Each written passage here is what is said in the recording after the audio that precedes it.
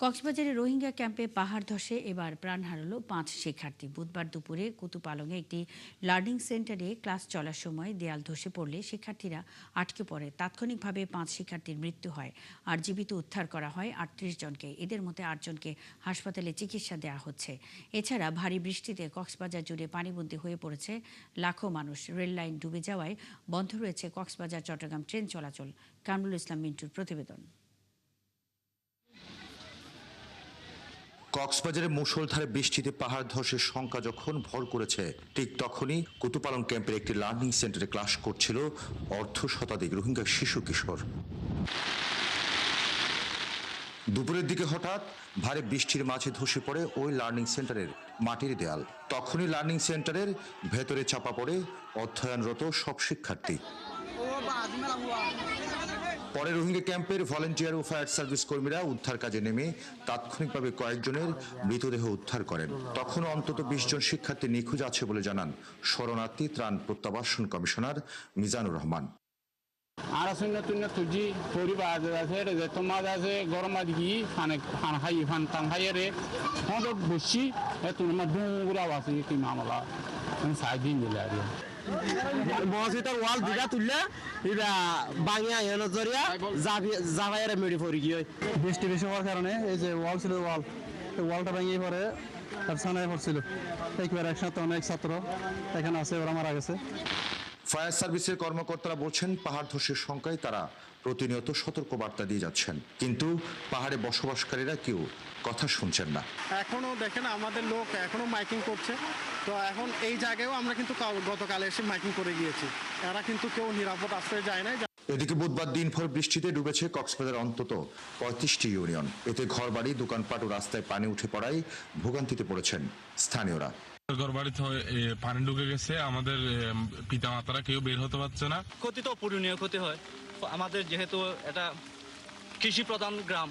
বিভিন্ন রাস্তাঘাট ডুবে গেছে এবং যারা কৃষকের যারা ক্ষেত খামার করছে এইটা সব তলিয়ে গেছে। কক্সবাজার জেলা প্রশাসক জানান এখনো বন্যা পরিস্থিতি হয়নি, তবে চলমান পরিস্থিতিতে জনগণের দুর্ভোগ লাঘবে কাজ করছেন তারা। এখানে ওয়াটার ডেভেলপমেন্ট বোর্ড আছে, তাদের সাথে আমাদের যোগাযোগ আছে প্রতিনিয়ত।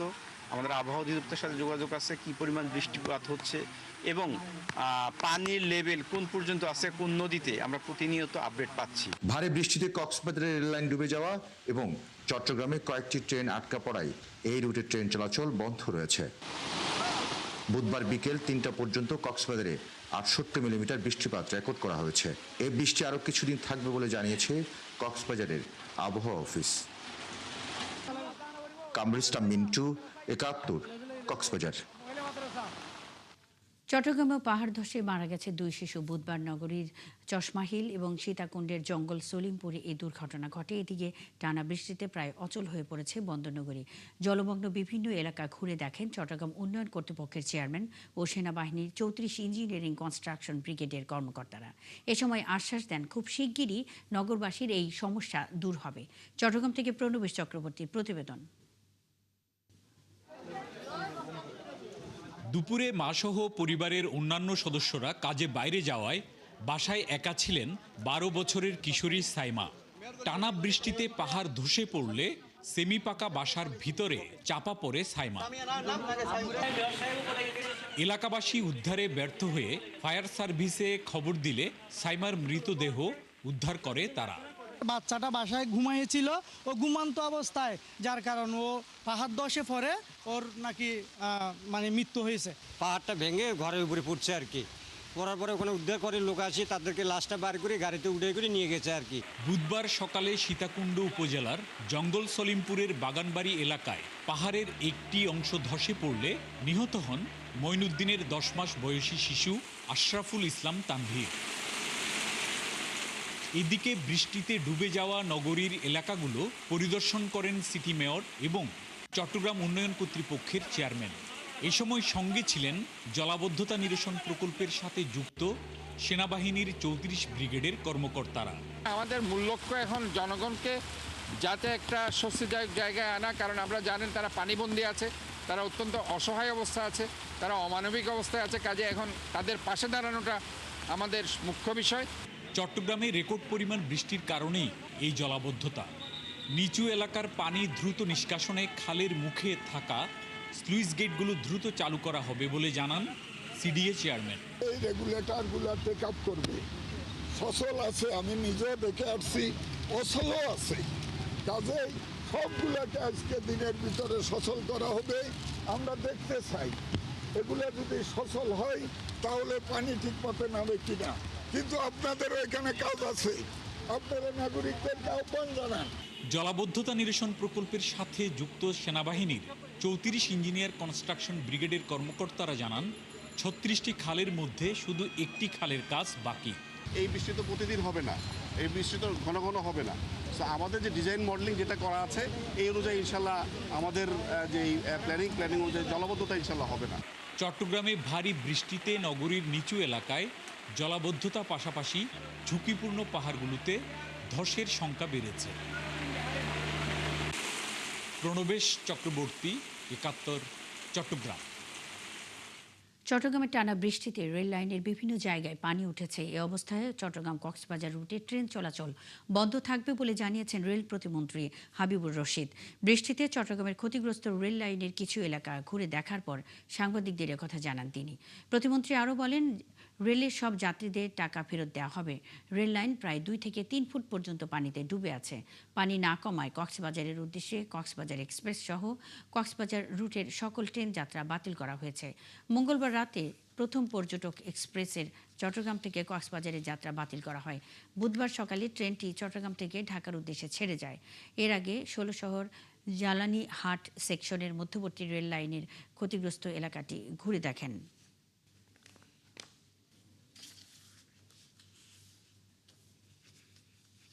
কক্সবাজারে আমরা যতক্ষণ পর্যন্ত পরিবেশের উন্নতি না হবে এবং পানিটা নেমে না যাবে ততক্ষণ পর্যন্ত আমরা বন্ধ রাখবো। আর যারা যাত্রীরা টিকিট কেটেছেন তাদের টিকিটের অর্থ তারা ফেরত পাবেন। তারা অনলাইনে যারা আপনি করেছে তারা কাউন্টে এসে টিকিটের অর্থ ফেরত পাবেন। ভারী বৃষ্টির কারণে চট্টগ্রাম নগরীর বিভিন্ন এলাকায় তৈরি হয়েছে জলাবদ্ধতা। সেখানকার বিস্তারিত তথ্য জানাতে সরাসরি যুক্ত হচ্ছেন সহকর্মী প্রণবেশ চক্রবর্তী। প্রণবেশ, ভারী বৃষ্টিতে কোন কোন এলাকায় বেশি জলাবদ্ধতা দেখা দিয়েছে? দুর্ভোগ কমাতে সিটি কর্পোরেশন ও অন্যান্য সংস্থা কি কি ব্যবস্থা নিচ্ছে, বিস্তারিত জানতে চাই এই ব্যাপারে।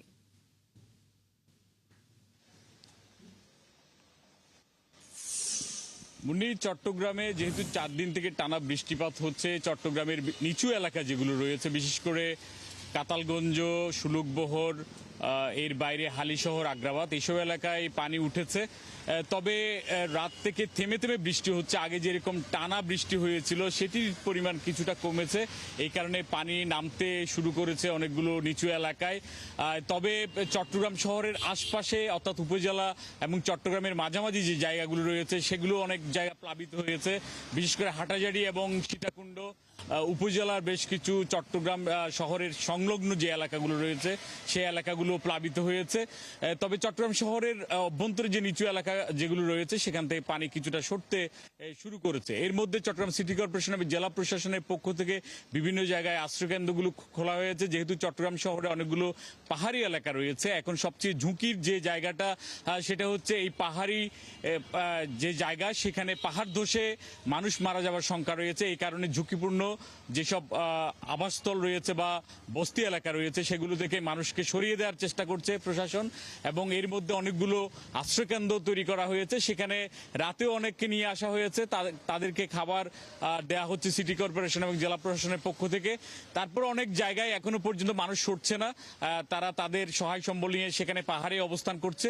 ফলে প্রশাসন বারবার তাদেরকে সতর্কতা এবং হুঁশিয়ারি দিচ্ছে যে যদি এইরকম বৃষ্টির মধ্যে থাকে তাহলে পাহাড় ধসে সেখানে প্রাণ হানির সম্ভাবনা রয়েছে এবং তাদেরকে দ্রুত সরে যাওয়ার নির্দেশনা দেওয়া হয়েছে।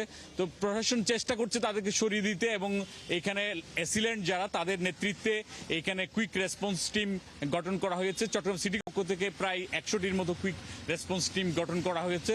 তো আবহাওয়া অধিদপ্তর বলছে আরও 1 দিন থেকে 2 দিন পর্যন্ত হয়তো এই টানা যে বৃষ্টিপাত সেটা অব্যাহত থাকবে। তবে এখন কিছুটা বৃষ্টির যে ভারী বৃষ্টি যেটা সেটা কমেছে, গুড়ি গুড়ি বৃষ্টি হচ্ছে সকাল থেকে। তো চট্টগ্রামে এখন পর্যন্ত ছিল এই অবস্থা। তারপরে যেসব নিচু এলাকা পানি রয়েছে সেখানে মানুষের ভোগান্তির আসলে শেষ নেই। অনেকে রান্না করতে পারেনি, খাবার সংস্থান করতে পারেনি, এই দুর্ভোগগুলো লেগেই রয়েছে। মুন্নি, প্রণবেশ, আমরা আপনার মাধ্যমে দেখছিলাম দুর্ভোগের কিছু চিত্র। অসংখ্য ধন্যবাদ। সঙ্গে থাকবেন। ভারী বৃষ্টির কারণে চট্টগ্রাম নগরীর বিভিন্ন এলাকায় তৈরি হয়েছে জলাবদ্ধতা। সেখানকার সবশেষ খবরাখবরে প্রণবেশ চক্রবর্তী যুক্ত ছিলেন। একটানা বৃষ্টি আর পাহাড়ি ঢলে বিপর্যস্ত 3 পার্বত্য জেলা, এতে আরও পাহাড় ধসের আশঙ্কা দেখা দিয়েছে। রাঙামাটি, বান্দরবান, খাগড়াছড়িতে প্রশাসনের পক্ষ থেকে জারি করা হয়েছে সতর্কতা। এছাড়া পাহাড়ে ঝুঁকিতে থাকা পরিবারগুলোকে সরে যাওয়ার জন্য মাইকিং করছে প্রশাসন। পাহাড় ধসের কারণে রাঙামাটির সাজেক এবং বান্দরবানের কেওক্রাডংয়ে আটকে পড়েছে বহু পর্যটক। সহকর্মীদের তথ্য ও ছবিতে প্রতিবেদন। গেল 2 দিন ধরে বৃষ্টিতে রাঙামাটিতে বাড়ছে কাপ্তাই হ্রদের পানি। এতে বিভিন্ন এলাকায় দেখা দিয়েছে পাহাড় ধসের আশঙ্কা। বাঘাইছড়ি উপজেলার নিচু এলাকা ডুবে গেছে। কাঁচালং নদীর পানিতে তলিয়েছে মাস্টারপাড়া, বটতলি, বাঘাইহাট, মাচালং সড়ক। মারিশা দিঘিনালা সড়কের 3 কিলোমিটার এলাকায় পাহাড়ের মাটি ধসে পড়েছে। এতে সাজেকে আটকা পড়েছেন অনেক পর্যটক। যদিও যাতায়াত স্বাভাবিক করতে সড়কে মাটি সরানোর কাজ করছে বাঘাইছড়ি পৌর কর্তৃপক্ষ। বান্দরবানেও সাঙ্গু ও মাতামুহুরী নদীর পানি বেড়েছে। আরবিপাড়া, শেরবাংলা নগর, হাশেমপাড়া, মধ্যমপাড়া সহ নিচু এলাকা প্লাবিত হওয়ায় অনেকে পানিবন্দী হয়ে পড়েছেন। কালকে সন্ধ্যা আইছি বাবা, পানি উঠছে। পানি ওঠার পর আমরা ভিজিয়া পর আর নিস্তার পাই না কোনো জায়গায়। বৃষ্টি পানি ঘর বাড়ি বাসা ডুবে গেছে। কালকে থেকে খামু কোথায় দামু, ওই আশ্রয় কেন্দ্রে এখন যাচ্ছি। এছাড়া বগালে কেওক্রাডং সড়কের 300 ফুট ধসে যাওয়ায় আটকা পড়েছেন বহু পর্যটক। তবে নাফাখুম ও রেমাক্রি এলাকা থেকে 98 জন পর্যটক ও টুরিস্ট গাইডকে নিরাপদে থানচিয়ে এনেছে প্রশাসন। এখন পর্যন্ত বড় কোনো শঙ্কা নেই, তবে আমরা প্রস্তুত আছি। সম্ভাবনা উড়িয়ে দেওয়া যায় না। 9 তারিখ পর্যন্ত যেহেতু আবহাওয়া দপ্তর বলেছে যে আরো বৃষ্টিপাতটা বেশি হতে পারে, যদি এটা ঘটতেই থাকে তাহলে হয়তো আমাদের আরো বড় সিদ্ধান্তের দিকে যেতে হবে। খাগড়াছড়ির দিঘিনালায় মাইনি নদীর পানি বেড়ে দেখা দিয়েছে জলাবদ্ধতা। সেখানে পাহাড় ধস ও বন্যায় প্লাবিত মানুষের জন্য 135টি আশ্রয় কেন্দ্র প্রস্তুত রাখা হয়েছে। তবে বৃষ্টি কম হওয়ায় চেঙ্গি নদী ও আশপাশের ছড়াখালের পানি কমেছে। মনিরা কাজুরি, 71। রাঙামাটিতে অব্যাহত ভারী বর্ষণের সাথে সাথে ভূমিধসের সংখ্যা বাড়লেও এখন অনেকেই পাহাড়ে অবস্থান করছেন। সে ব্যাপারে আরও তথ্য জানাতে আমাদের সাথে যুক্ত হচ্ছেন সহকর্মী উছিংছা রাখাইন। উছিংছা, রাঙামাটির আবহাওয়া পরিস্থিতি এখন কেমন রয়েছে? বৃষ্টির পরিমাণ কি আস্তে আস্তে কমেছে কিনা? লোকজনের ঝুঁকিপূর্ণ এলাকা ছাড়তে প্রশাসনের ভূমিকা কেমন দেখছেন?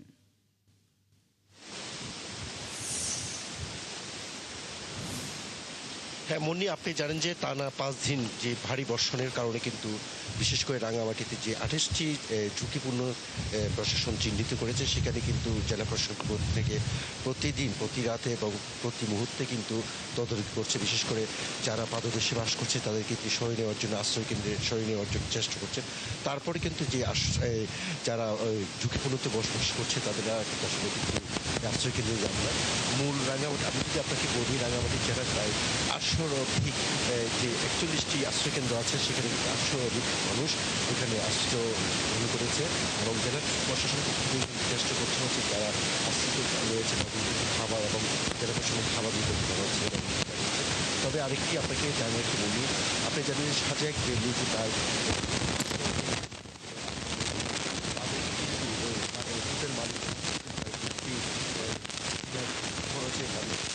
উছিংছা, আপনি আছেন, খবর রাখতে থাকুন। আপনার কথাগুলো আমরা ঠিক স্পষ্ট শুনতে পাইনি। সেখানে প্রবল ঝড় বৃষ্টি হচ্ছে। আপনি থাকবেন আমাদের সঙ্গে। রাঙামাটিতে অব্যাহত ভারী বর্ষণের সাথে সাথে ভূমিধসের সংখ্যা বাড়লে এখন অনেকেই পাহাড়ে অবস্থান করছেন। এ বিষয়ে সবশেষ খবরাখবর নিয়ে উছিংছা রাখাইন যুক্ত ছিলেন।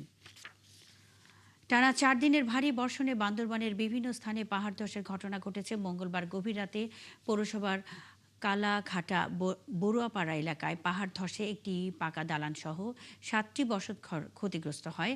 আগাম সতর্কতায় বাসিন্দারা নিরাপদ স্থানে সরে যাওয়ায় বড় ধরনের প্রাণহানি এড়ানো গেলেও আহত হয়েছেন 3 জন। ঘটনাস্থল ঘুরে দেখেছেন সেনাবাহিনী ও ফায়ার সার্ভিসের সদস্যরা। সহকর্মী জহির রায়হানের পাঠানো তথ্য ও ছবিতে প্রতিবেদন। অবিরাম বৃষ্টিতে মঙ্গলবার রাত 10:30টার দিকে হঠাৎ করে ধসে পড়ে পাহাড়ের বিশাল অংশ। মুহূর্তেই মাটির নিচে চাপা পড়ে যায় বসতঘর। বান্দরবান পৌরসভার 3 নম্বর ওয়ার্ডের কালাঘাটা বড়ুয়াপাড়া এলাকায় পাহাড় ধসে একটি পাকা দালান সহ 7টি ঘর ক্ষতিগ্রস্ত হয়। সবচেয়ে বেশি ক্ষতির মুখে পড়ে নিপুণ বড়ুয়া, রণ বড়ুয়া, অঞ্জনা বড়ুয়া ও সুমন বড়ুয়ার পরিবার। পাহাড় ধসে অঞ্জনা বড়ুয়া সহ 3 জন আহত হন।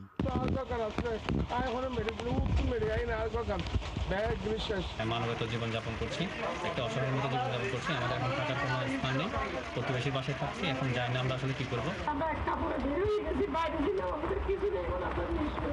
বুধবার বেলা 12:30টার দিকে মেজর সাইমের নেতৃত্বে সেনাবাহিনীর একটি দল ঘটনাস্থল পরিদর্শন করেন।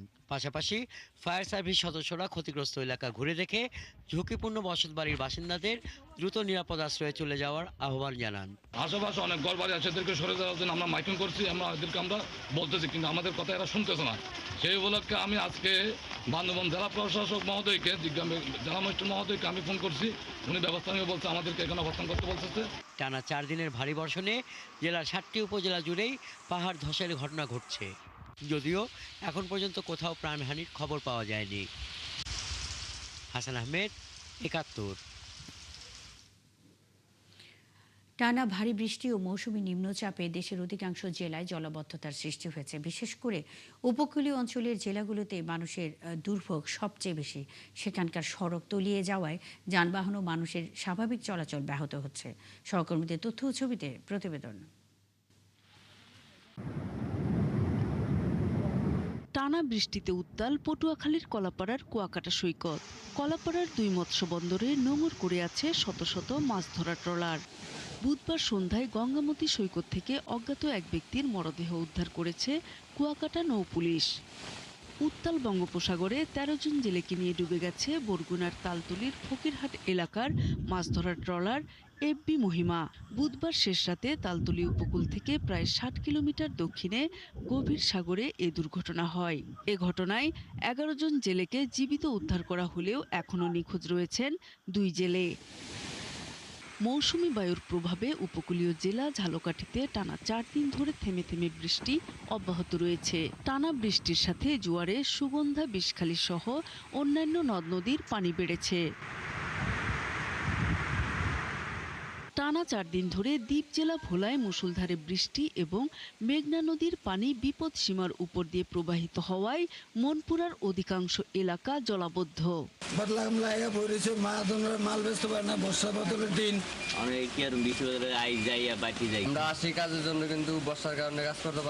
তবে বাগেরহাটে বৃষ্টি কমতে শুরু করেছে। 24 ঘন্টায় 49 মিলিমিটার বৃষ্টিপাত রেকর্ড করেছে আবহাওয়া অফিস। সাধারণ মানুষ এবং নিম্ন আয়ের মানুষের মধ্যে কিছুটা স্বস্তি ফিরে এসেছে। আজকে একটু আবহাওয়া ভালো হয়েছে, বিদায় বাইরেছি, দেখি বাকি কি করে আল্লাহ ভরসা। হয়তোবা কোনো ব্যবস্থা হবে, পরীক্ষা আছে, এই জন্য বেরোনো। মৌসুমের দ্বিতীয় ভারী বর্ষণে তলিয়ে গেছে ময়মনসিংহ নগরীর বেশিরভাগ এলাকা। বুধবার ভোর 3টা থেকে সকাল 9টা পর্যন্ত 174.5 মিলিমিটার বৃষ্টিপাত রেকর্ড করেছে আবহাওয়া অফিস। গাইবান্ধা জেলা শহরে ব্যাপক জলাবদ্ধতার সৃষ্টি হয়েছে। শহরবাসী বলছেন অপরিকল্পিত ড্রেনেজ ব্যবস্থা এবং পানি নিষ্কাশনের পথ বন্ধ থাকায় এই অবস্থা হয়েছে। স্কুলে যাইতে সমস্যা হয়, এগুলো নোংরা পানি পারে যাইতে হয়। ওদের পরীক্ষা শেষ, ওরা হাঁটু পানি দিয়ে হেঁটে যাচ্ছে। ড্রেনগুলো যদি একটু ঠিকঠাক থাকতো তাহলে তো ওই কষ্টটা হইতো না। এদিকে টানা বৃষ্টি ও পাহাড়ি ঢলে বাড়তে শুরু করেছে হাওড়ের জেলা সুনামগঞ্জের সুরমা, কুশিয়ারা, বৌলাই সহ বিভিন্ন নদ নদীর পানি। নূর তাজমিন নীর, 71। পটুয়াখালীর কলাপাড়ায় ও কুয়াকাটা সমুদ্র বন্দর এলাকায় টানা বৃষ্টির কারণে উপজেলার বিভিন্ন নিচু এলাকা ও ফসলি জমি তলিয়েছে। সেখানকার আরও তথ্য জানাতে যুক্ত হচ্ছেন সহকর্মী মিলন কর্মকার। মিলন, বর্তমানে সমুদ্র বন্দরের আশেপাশের পরিস্থিতি কেমন দেখছেন? বৃষ্টিতে খেটে খাওয়া মানুষ ও জেলেদের পরিবার কিভাবে চলছে?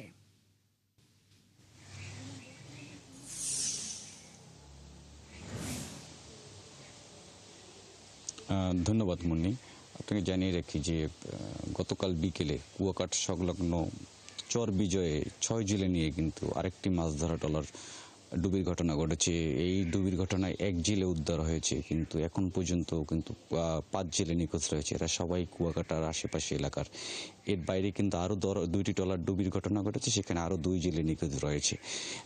এই ছিল মানে ট্রলার ডুবির, আমাদের কাছে 3টি ট্রলার ডুবির পাওয়ার ঘটনা, কিন্তু এর বাইরেও কিন্তু একাধিক ট্রলার ডুবির ঘটনা ঘটেছে কুয়াকাটায়। তো আপনি এই যে ট্রলার ডুবির ঘটনাটা বুঝতেই পারছেন যে কুয়াকাটা সমুদ্রের ভয়াবহতা, যে গত কয়েকদিনের যে ভারী বর্ষণ, লঘুচাপ কারণে কিন্তু সাগর কিন্তু প্রচণ্ড উত্তাল রয়েছে।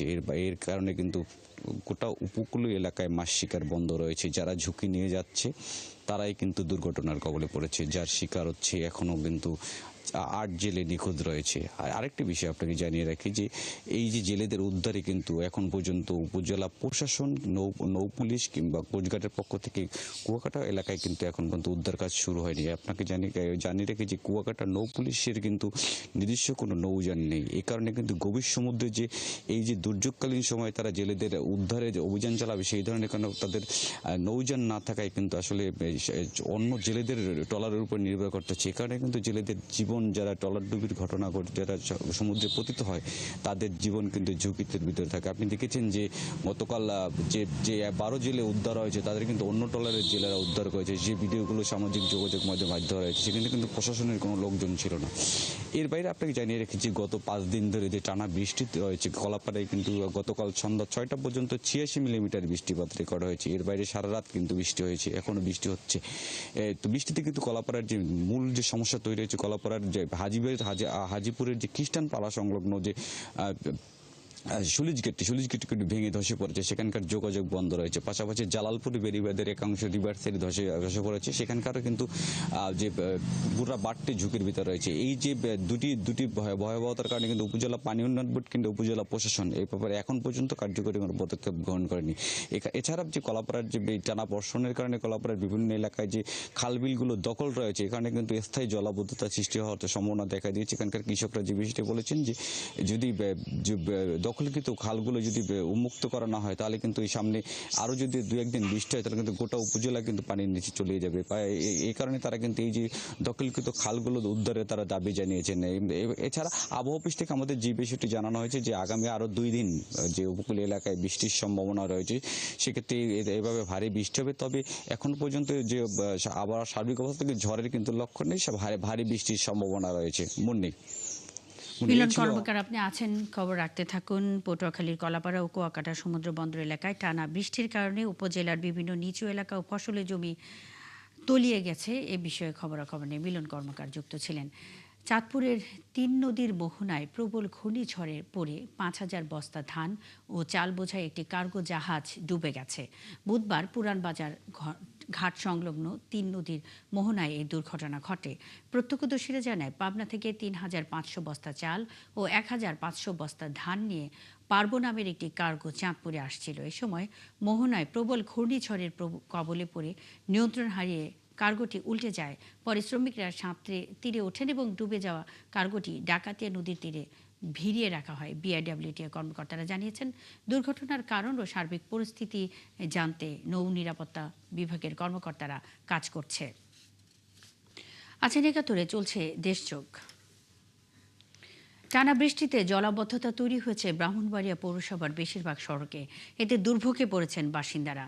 বুধবার টানা বৃষ্টিতে শহরের বিভিন্ন এলাকার পাশাপাশি প্রধান সড়কগুলো হাঁটু সমান পানিতে তলিয়ে গেছে। এতে পৌর এলাকার মেড্ডা, কালীবাড়ি মোড়, জেলা পরিষদ মার্কেট, কাজীপাড়া উত্তর মৌরাইল, সরকারপাড়া, কালাইশ্রী পাড়া সহ বেশিরভাগ এলাকায় জনদুর্ভোগ চরমে পৌঁছেছে। ঘরবাড়ি সহ শিক্ষা প্রতিষ্ঠানগুলো তলিয়ে গেছে। পৌরবাসী বলছেন, পানি নিষ্কাশনের যথাযথ ব্যবস্থা না থাকায় এই দুর্ভোগ তাদের।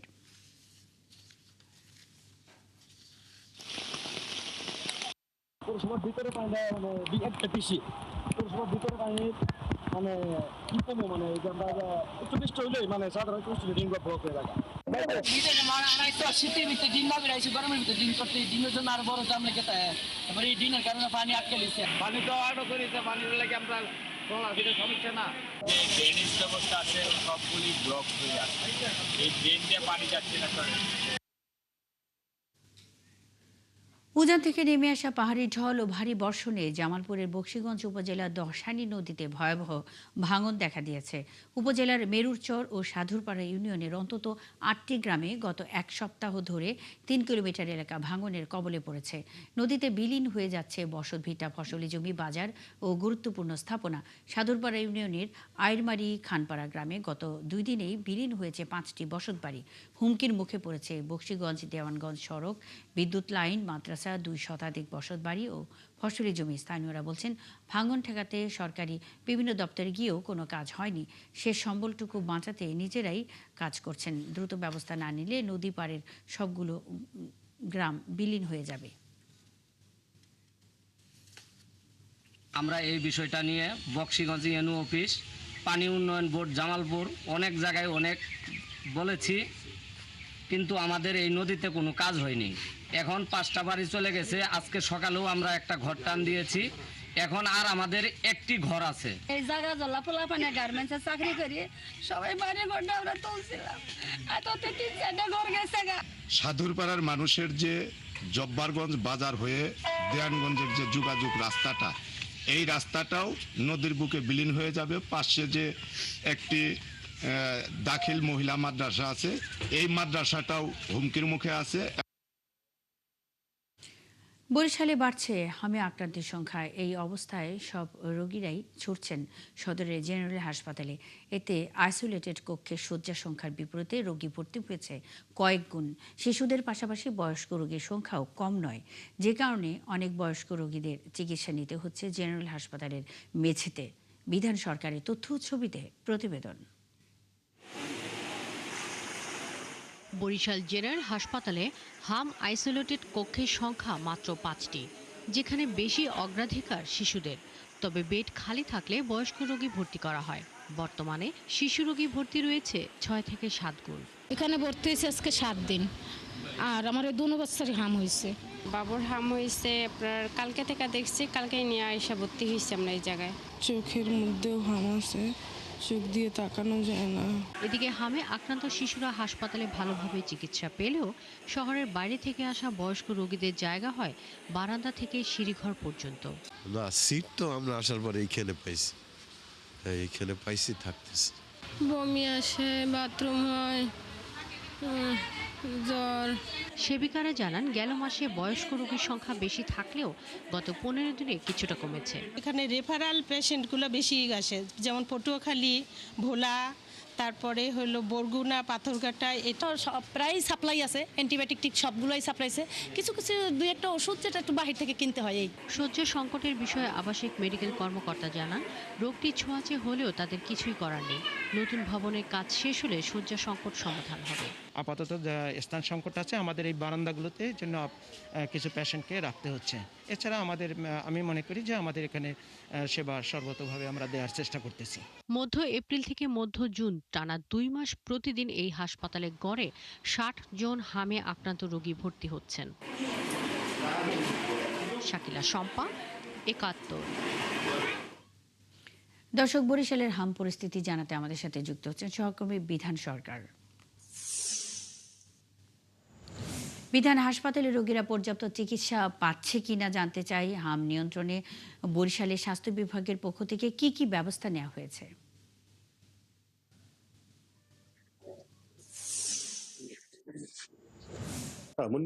আজকে যেহেতু টানা 3 দিন ধরে বৃষ্টি হচ্ছে এবং যার ফলে আমরা জেনারেল হাসপাতালে যেখানে সবচেয়ে বয়স্ক বা রোগীদের একমাত্র বিষয় তো চিকিৎসা দেওয়া হয়ে থাকে এবং এই যে জেলা থেকে বিভাগের বিভিন্ন হাসপাতাল থেকে এখানে এসে থাকেন এবং সেই রোগীরা এখানে কিন্তু আজকের এই যে টানা 2 মাসের পরে এখনই দেখলাম একমাত্র রোগীর সংখ্যা কম আছে। আজকের 25 জন রোগী এখানে আছে, 30-এর নিচে নেমেছে এবং 7 জন রোগী গেল দিন নতুন করে ভর্তি হয়েছে। তবে আজকের এখন পর্যন্ত রোগী আসা শুরু করে হামে আক্রান্ত।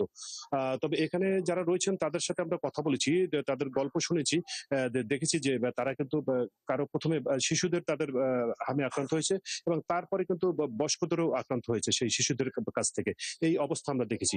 এবং এখানে যে স্বাস্থ্য বিভাগ, যে বিভাগীয় স্বাস্থ্য পরিচালক দপ্তর থেকে আমরা যেটা জানতে পেরেছি, তারা যে স্বাস্থ্যবিধি মেনে চলার ক্ষেত্রে যেসব কথাগুলো বলে থাকেন সেই কথাগুলো মেনে চলার চেষ্টা করেন। তাদের স্বাস্থ্যবিধি যেহেতু তারা প্রচারণা চালাচ্ছেন, তারপরেও কিন্তু আমরা দেখেছি যে হামে আক্রান্ত রোগীর সংখ্যা কিন্তু বেড়েই চলছে।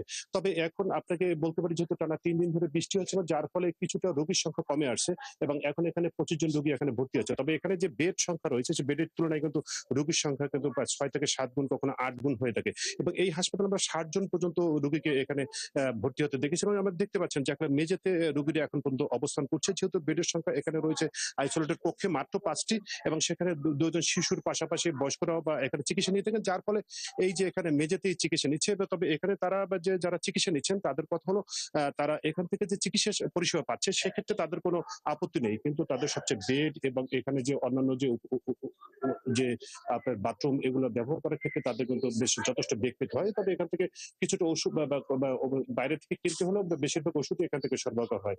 তো সব মিলিয়ে হামে যে আক্রান্ত সংখ্যা এখন আজকের যে পরিসংখ্যান যে বলতে পারি কিছুটা কমে আসছে এবং আগের তুলনায় যে এর আগে যে 2 মাস যে হামের আক্রান্ত সংখ্যা বেশি ছিল তখনের চেয়ে এখন কিন্তু অর্ধেকটা নেমে আছে এবং আজকের এই যে 30-এর নিচে মানে 25 জন রোগী এখন পর্যন্ত ভর্তি আছে।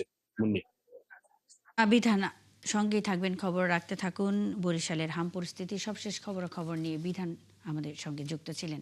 বরগুনা 438টি সরকারি প্রাথমিক বিদ্যালয়ে ওয়াশ ব্লক নির্মাণের সিদ্ধান্ত নিয়েছিল সরকার, কিন্তু ঠিকাদারি প্রতিষ্ঠান প্রকল্পের কাজ শেষ না করায় সুষ্ঠু স্যানিটেশন বঞ্চিত হচ্ছে জেলার প্রায় 450 স্কুলের শিক্ষার্থীরা। এদিকে কিছু বিদ্যালয়ে ওয়াশ ব্লক প্রস্তুত হলেও রক্ষণাবেক্ষণ না থাকায় সেগুলো ব্যবহার অনুপযোগী হয়ে গেছে।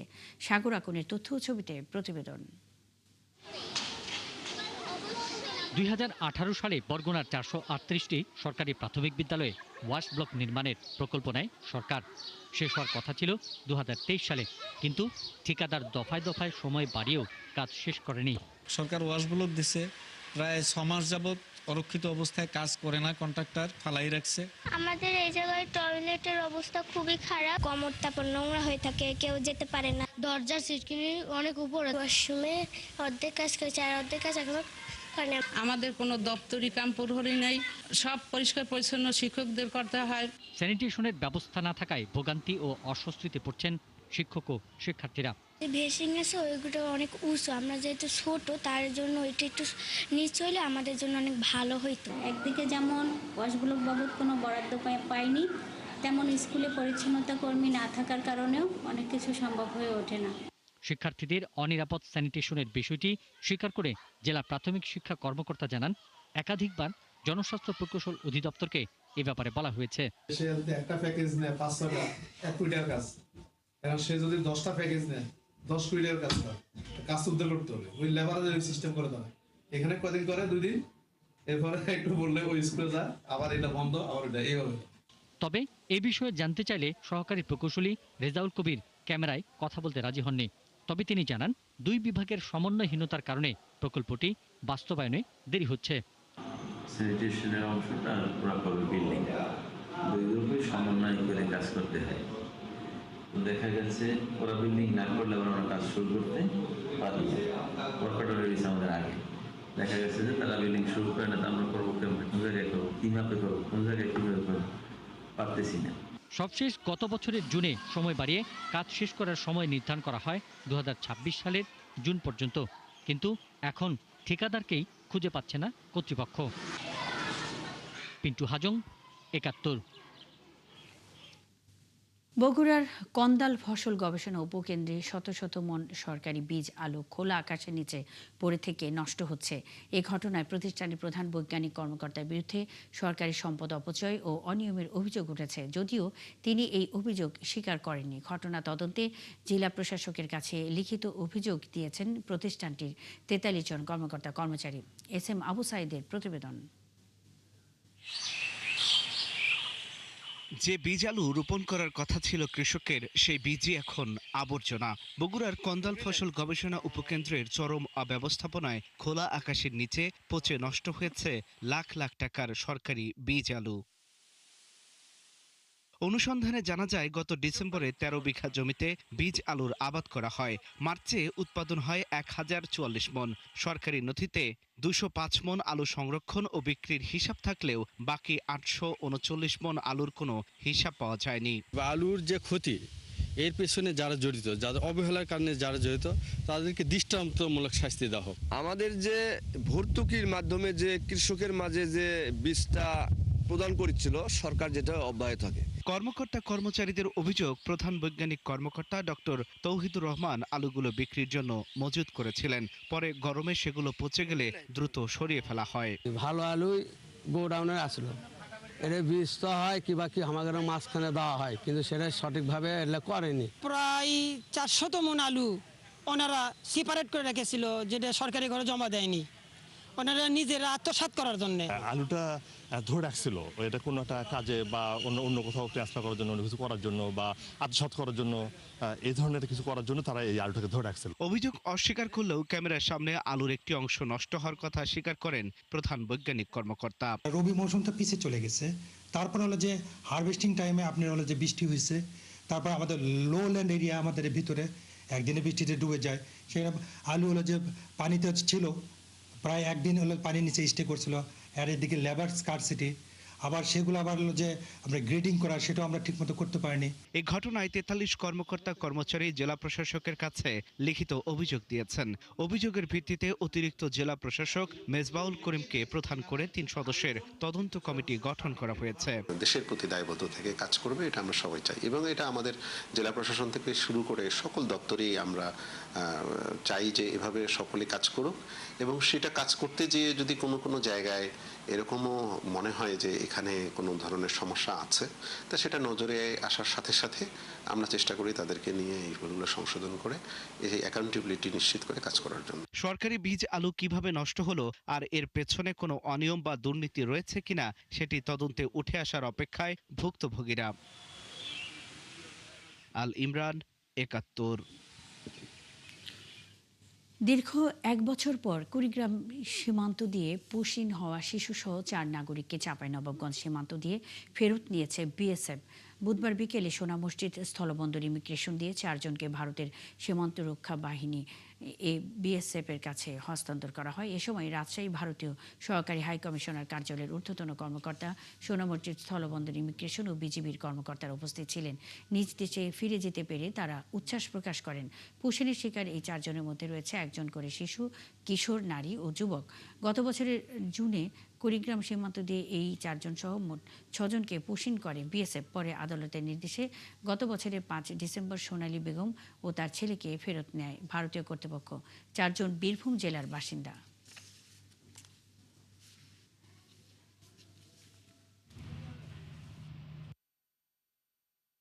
দিল্লির পুলিশ আমাদেরকে ধরেছিল, ধরার পরে মানে বিএসএফ হাতে তুলে দিয়ে আমাদেরকে জঙ্গলে ছেড়ে দিয়েছিল স্যার। তারপরে আমরা বাংলাদেশে এসেছি, বাংলাদেশে এসে আমরা জেল খেটেছি। আমি ইন্ডিয়ান নাগরিক, আমাকে বিএসএফ বাংলাদেশে জবরদস্তি পুশিং করে দিয়েছে। মেহেরপুরের গরু বোঝাই শ্যালো ইঞ্জিন চালিত একটি গাড়ি উল্টে উজ্জ্বল নামের এক ব্যবসায়ী নিহত হয়েছেন। দুর্ঘটনায় আহত হয়েছেন আরও 11 জন গরু ব্যবসায়ী। বুধবার গাংনীর রায়পুর বাজারে দুর্ঘটনা ঘটে। আহতদের গাংনী উপজেলা স্বাস্থ্য কমপ্লেক্সে চিকিৎসা শেষে কুষ্টিয়া মেডিকেলে পাঠানো হয়েছে। প্রত্যক্ষদর্শীরা জানান, মেহেরপুরে থেকে গরু বোঝাই গাড়িটি গাংনীর রায়পুর বাজার হয়ে আলমডাঙ্গা পশু হাটে যাচ্ছিল। রায়পুর বাজারে একটি মোটর সাইকেলকে সাইড দিতে গিয়ে সেটি উল্টে যায়। গাড়ির নিচে চাপা পড়ে নিহত হন ব্যবসায়ী উজ্জ্বল।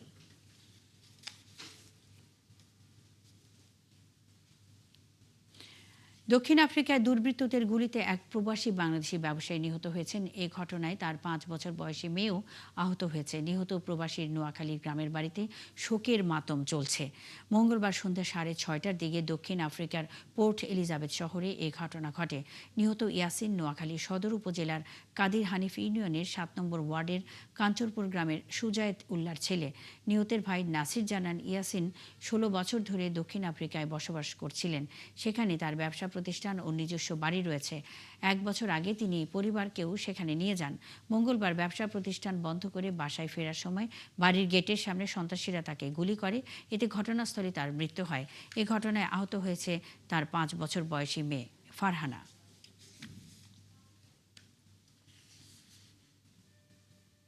আমার ভাই মোহাম্মদ ইয়াসিন সাউথ আফ্রিকা গেছে, আছি 15 বছর যাবৎ ওখানে বসবাস করতেছি। সে ওখানে একটা মুসলমান নারী বিবাহ করছে, তার বিভিন্ন ব্যবসা প্রতিষ্ঠান আছে। সে গতকাল রাত্রে সন্ত্রাসীদের গুলিতে 10:30 বাজে নিহত হয়েছে। বাসার সামনে দোকান আছে, দোকানের সামনে বসেছি। একটা মোবাইলে বইয়ে একটা একটা গাড়ি পাতা বিগড়ি একটা চল্লিশ ইয়ার হাত ধরা থাকতে থাকতে খবর আসে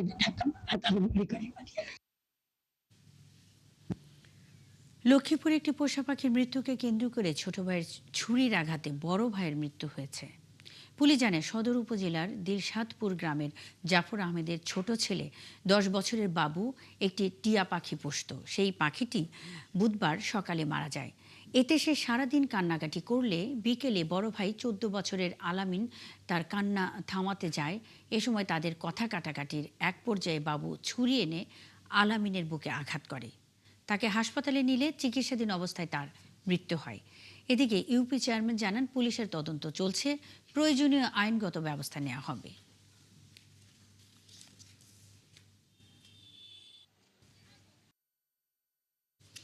আছেন একাত্তরে চলছে দেশযোগ। দীর্ঘদিন অবহেলা আর অযত্নে খেলার অনুপযোগী হয়ে পড়া লক্ষ্মীপুর জেলা স্টেডিয়াম সংস্কার হয়েছে। মাঠে প্রতিদিন অনুশীলন করছে শিশু কিশোর ফুটবলাররা। ফিরেছে দর্শকদের সব সরব উপস্থিতিও।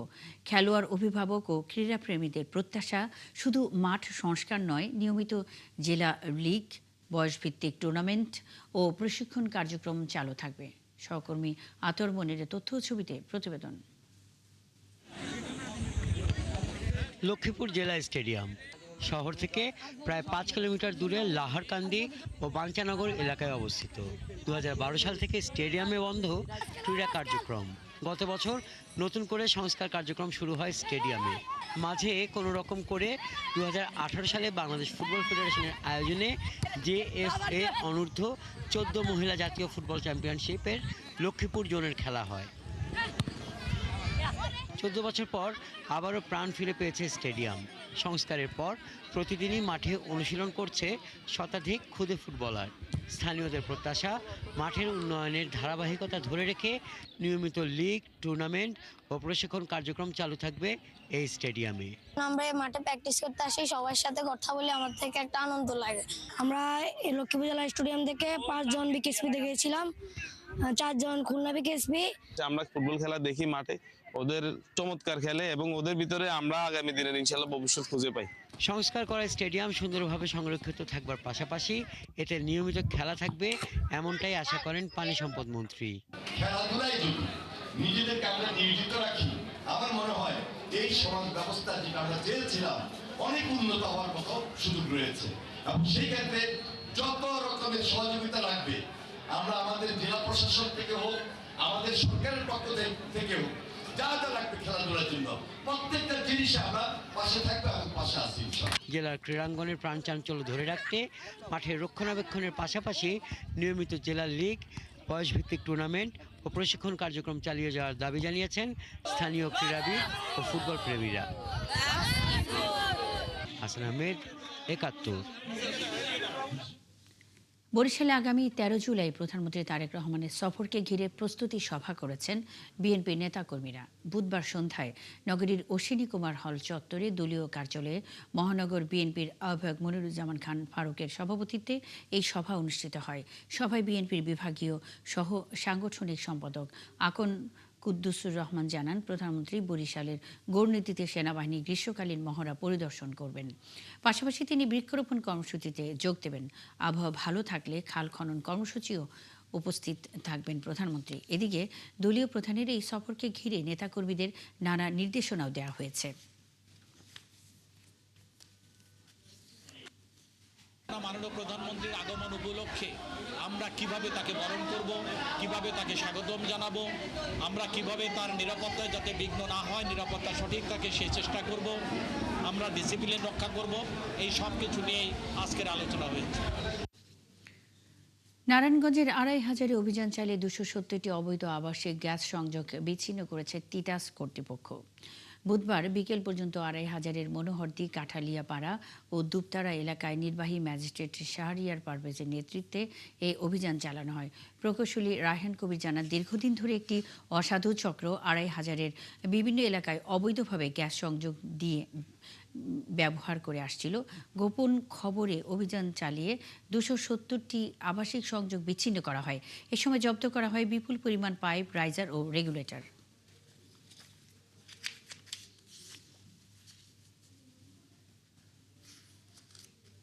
দর্শক, চলছে দেশ চোখ সরাসরি সংবাদ অনুষ্ঠান দেখতে চোখ রাখুন ৭১-এর ফেসবুক পেজ এবং সাবস্ক্রাইব করুন ৭১-এর ইউটিউব চ্যানেল। থাকুন ৭১-এর সাথেই।